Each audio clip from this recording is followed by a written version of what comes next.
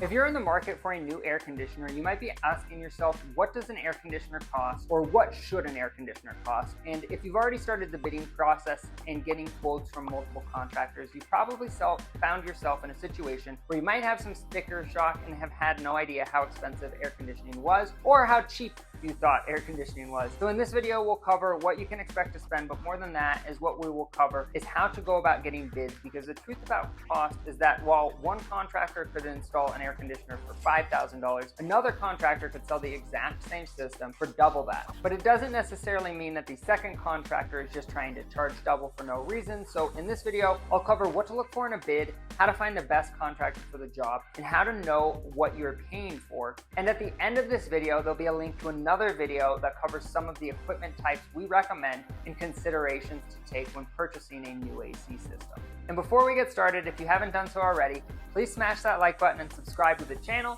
It takes a lot of time and energy to put out content like this, and it's a free way you can show your support if you find this content helpful. So the first thing you should look at when getting bids is getting a minimum of 3 bids. Now, when comparing these bids, make sure that the equipment is like for like, and so is the contractor. And what I mean by this is if you call 3 contractors and one has a handful of vans and several hundred reviews online and comes highly recommended via referrals, for example, then it doesn't make sense to compare this bid to a one-man show, for example, that might not even have a basic website. And the reason we recommend you get like-for-like bids is because oftentimes a one-man show will definitely give you a better price, but they won't come with the same guarantees and economies of scale that a company with at least a few employees has. And the second component of this is like-for-like equipment. If one bid has substantially higher value equipment than the other, make sure that equipment is comparable in terms of quality and brand name. And there's another video we made called The Truth About Brands, and it talks about how all brands are actually very similar and have very similar components, and the difference really comes down to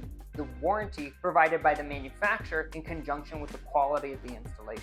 Now, the second thing to look for is the types of contractors and the perks and benefits of each. Now, for example, if you hire a one-man show, the benefit is typically that they will be a little bit more affordable, but the downside is that sometimes they can get booked out, meaning you could be waiting weeks or even months for warranty work. For example, there's a region that we cover in the mountains of Colorado, and we are one of the few companies that covers this particular city, and oftentimes we win the job because our only competitor in this mountain town is a one-man show that is often booked out several months, and people don't really want to wait that long in spite of the price differences.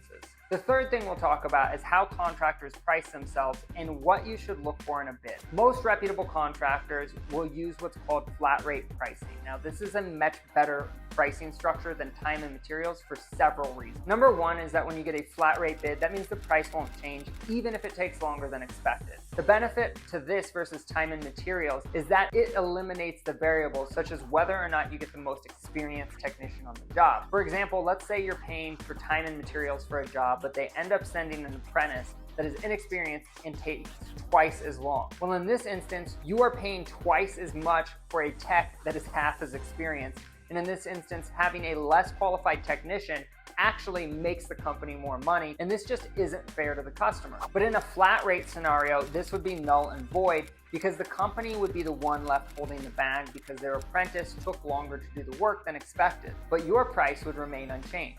And on this note, the fourth and fifth considerations are extremely low bids and purchasing equipment online. Now, if you are looking to save a buck and you get 3 bids and one is extremely low, you may be tempted to take it. However, oftentimes it is cheap for a reason and we advise against it. The contractor that is typically the cheapest is oftentimes the cheapest for a reason. This is not always the case, but generally this is a small company that is just starting out and they might not know what it takes to actually run a business, and or the work is shoddy and they are taking shortcuts, which could explain why they can afford a lesser price. Just proceed with caution because oftentimes we go behind contractors like this with super lowball bids after they have undercut an estimate by a margin we just can't beat, and we end up out there a few months later dealing with the warranty work because the company won't call them back. And your only recourse at that point is leaving a review online or potentially filing a lawsuit in small claims court, which is a major pain in the ass. Either way, don't do that. Now, if you're planning on installing your own equipment and purchasing the equipment online, by all means have at it, but please proceed with caution and make sure you have the right tools and right size equipment for your home and ductwork and know exactly what you're getting into so there's no surprises. But if you are planning on buying the equipment yourself and having another company install it online, beware, because oftentimes you'll end up with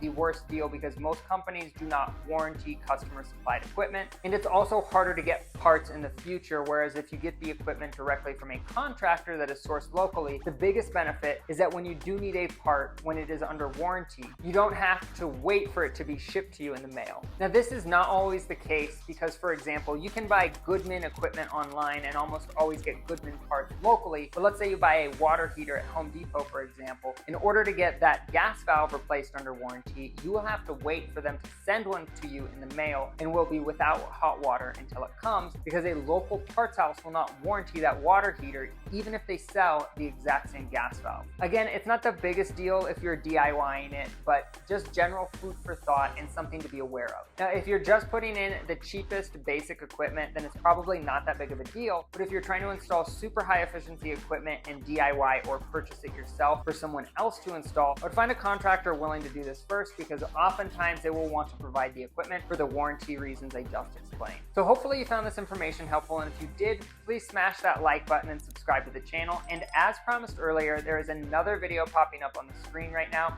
with helpful tips on how to get the best HVAC for your home. So make sure you check that out if you haven't already, and thanks again for tuning in.